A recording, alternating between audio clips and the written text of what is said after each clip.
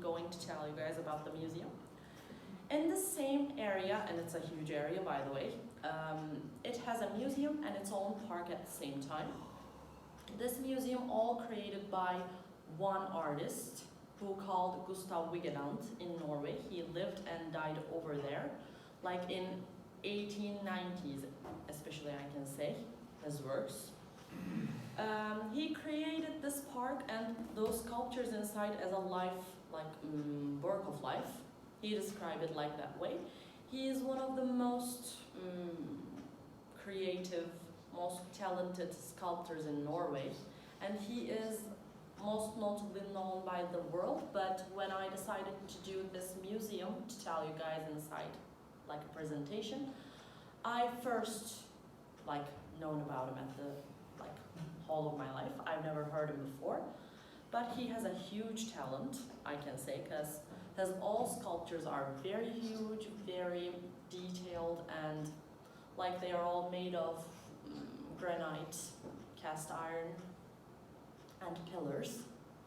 They are all huge, but they have different vibes inside.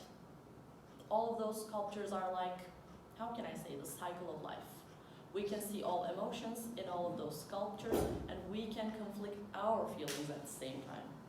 It's because, especially Gustav Vigeland himself, he describes that the work of life I had in this park, in the sculptures, I can describe it that I put all of my feelings and all of people's feelings inside of them. I put all of the stages of life, in good and bad, in every aspect of life. I put it in sculptures and show it to people. I didn't want it to do just an art, make it as an art, and not that in a word. I wanted to do it in a real way. I wanted to show you guys life, death, birth, happiness, sadness, anger, fear, violence, every kind of feelings. I have to put it through the sculptures. In park, we can see drawings, wood carved materials, paintings, models, and sculptures. It has a huge and different varieties of works inside of the park.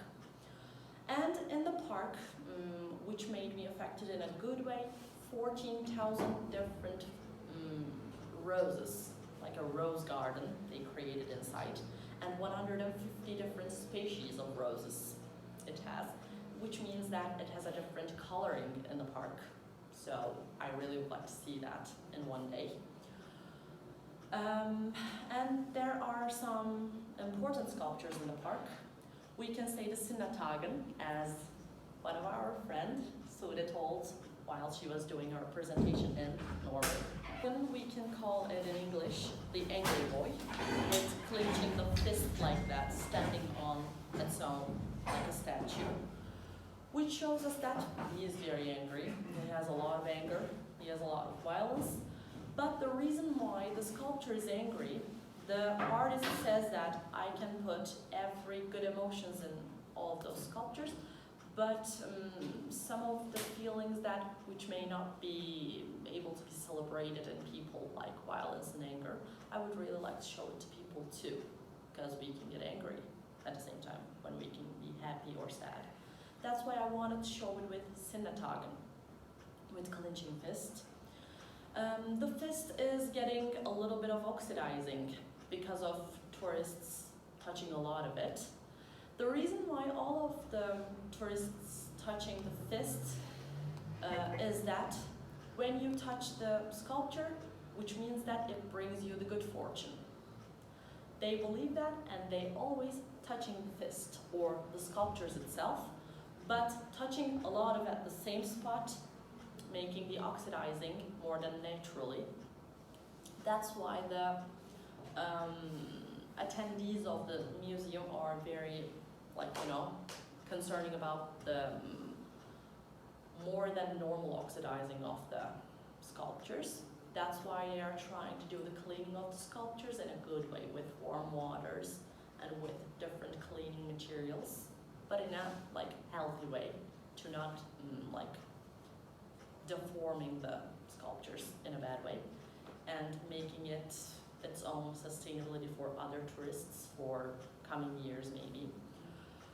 And when I go back to the park, talking about the park and the museum, I can say, while Gustav Vigeland was alive, people of Norway, after they revealed themselves from Sweden, they wanted to take help from Gustav Vigeland to make different but their own art in Norway.